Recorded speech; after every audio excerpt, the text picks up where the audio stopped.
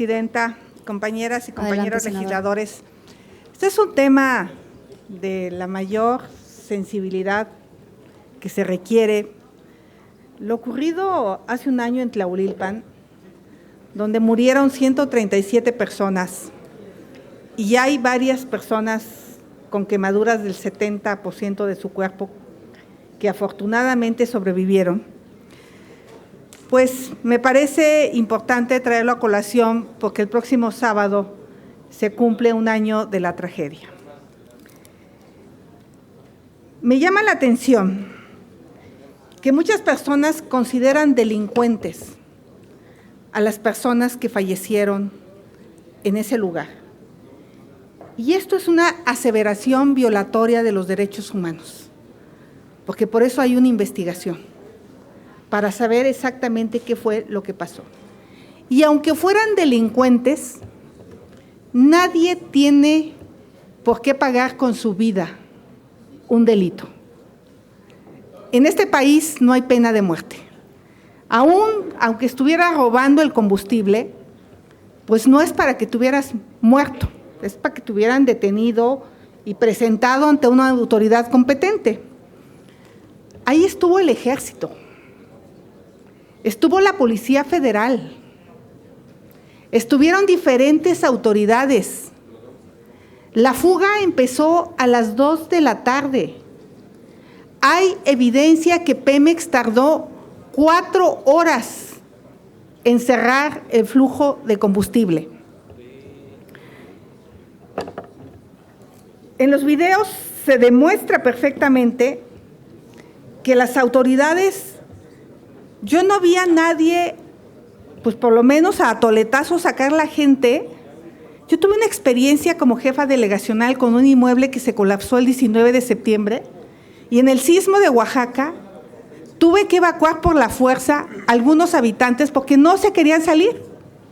Pero Protección Civil me decía, ese inmueble se puede colapsar.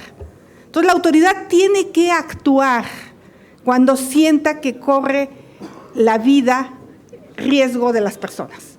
Entonces, en este caso, se podría configurar una omisión de no haber podido proteger a la población. Se puso en riesgo la integridad, no solo de los que estaban en el ducto, sino de toda la población.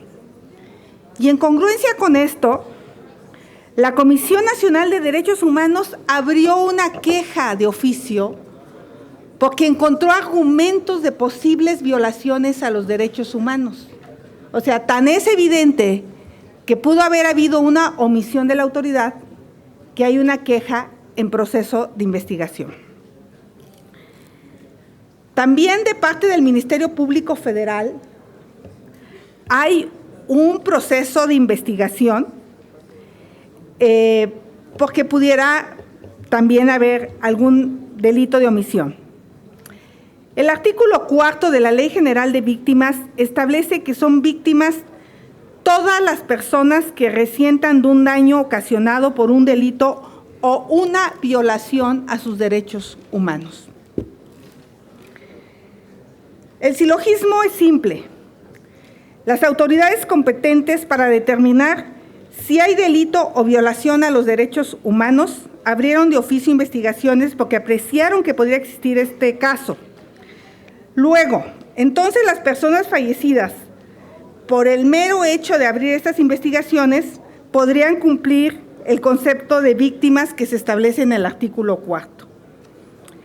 Yo reconozco y agradezco a los señores legisladores que hayan aprobado este punto de acuerdo, 3 de los 4 artículos que había propuesto, pero se quitó la posibilidad de que sean considerados víctimas. Y miren, el gobierno ya ha pagado algunas indemnizaciones, pero esto se ha hecho al margen de la Ley General de Víctimas, y eso puede sentar precedentes mucho más complicados jurídicamente para el propio gobierno. Lo mejor es que se establezca todos estos pagos que se han hecho en funerales o la indemnización de 15,000 pesos, se establezca de acuerdo a la Ley General de Víctimas. Entonces, yo en consideración, de verdad que deberían de darse una vuelta a Tlahuelilpan. Yo he estado, fallecieron papá y mamá. ¿Y saben qué? Había 3 semanas de escasez de combustible. Había una psicosis por falta del combustible y lo vivimos en la Ciudad de México. Hay videos, y eso lo va a determinar la Comisión de Derechos Humanos, donde hay filas de 3, 4 kilómetros de la gente esperando el combustible. Entonces, la gente que estaba ahí, mucha fue por ignorancia, otra fue por curiosidad, otra fue por la necesidad de ir a trabajar. Yo no me atrevería a decir que todos los que estaban ahí eran delincuentes. Es más, yo creo que los verdaderos huachicoleros sí saben que eso podía explotar, porque tenía 4 horas gasificándose la gasolina.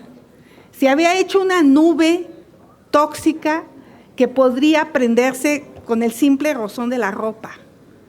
¿Por qué? Pues porque se genera carga electrostática. Senadora, su tiempo ha concluido, Okay. por favor. Gracias.